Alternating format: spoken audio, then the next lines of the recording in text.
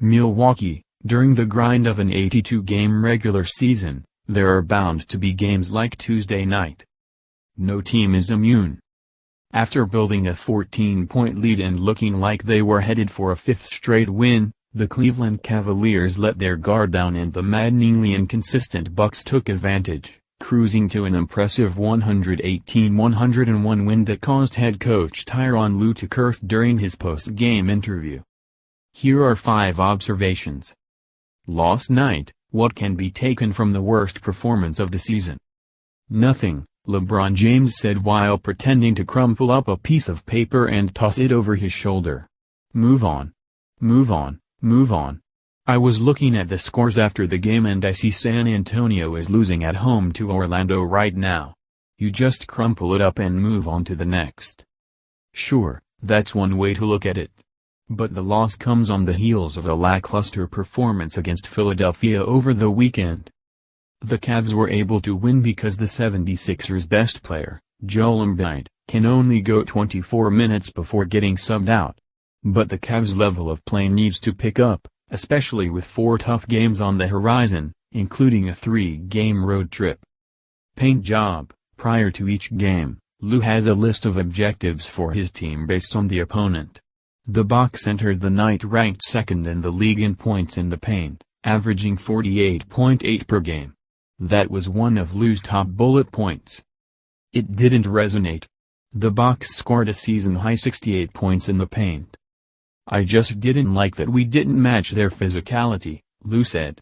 I thought they were physical from 1 through 5.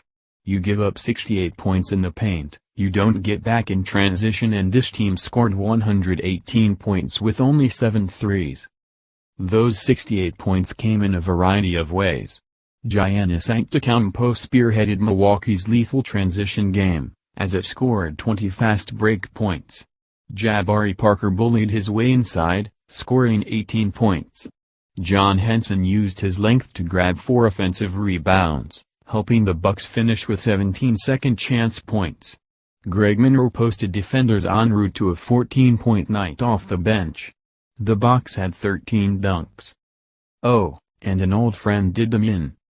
They just broke us down at the point of attack, James said. Dudley's pick and rolls in the third quarter allowed him to get downhill and he was just picking us apart, going to guys slashing and cutting and things of that nature. We had some transition breakdowns as well. Just not one of our better games. If there's any good news, many of the players seem to think this was just a one-time clunker. We're so good at trusting each other throughout games and there was a little lapse in that, but that's not something that's going to be recurring, Love said. Lue's move. Irritated with his mainstays, Lue made mass substitutions with 3:49 remaining in the third quarter and the Cavaliers trailing by 11. I just wanted to do it, Lue said of his decision to yank Love, James, Kyrie Irving, Tristan Thompson, and Iman Shumpert. Off the bench came DeAndre Liggins, Mike Dunleavy, James Jones, Jordan McRae and Chris Anderson, as the play-by-play announcer next to me in the media section scrambled to find his depth chart. I just didn't like how we played, how we were playing, Lue said when pressed on his reasoning. It didn't make a difference. That one-time 11-point edge built to 18 by the end of the third quarter. He's our coach and if he felt like we weren't giving the effort we needed to do then he has the right to do that, James said. Our guys that came in, they played as well as they could.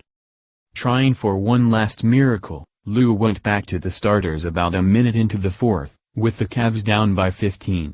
But it was too late. Too much ground to make up.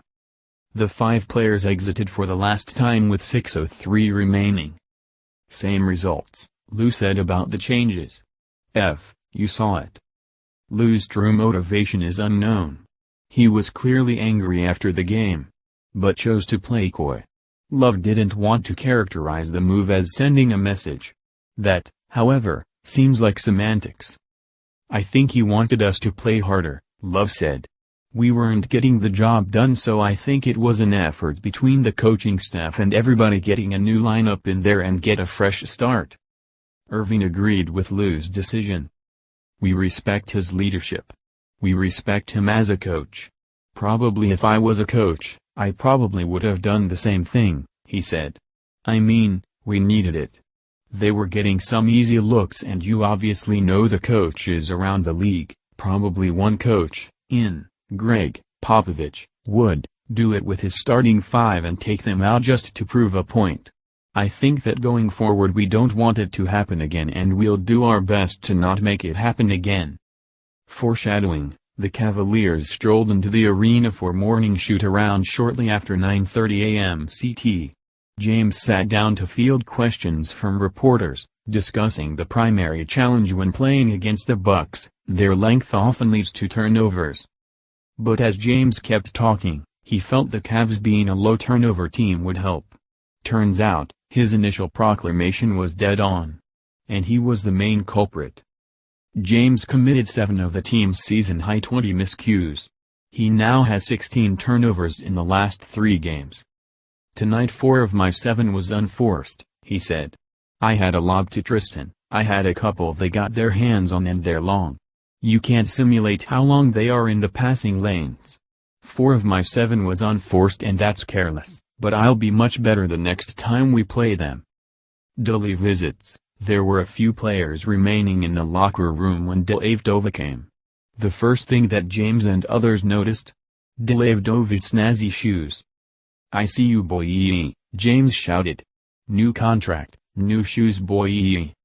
There were times when Dellavedova looked out of place sitting up at the podium, sandwiched in between his sharp-dressed teammates. Not anymore. With a new $38 million contract, he looks the part of a NBA starting point guard and Lou, and the rest of the Cavaliers, have great appreciation for him. We miss him with that second unit, Lou said prior to the contest. His leadership, the way he got people involved on that second unit, the way he ran the offense. You knew every night what you were going to get from Dudley.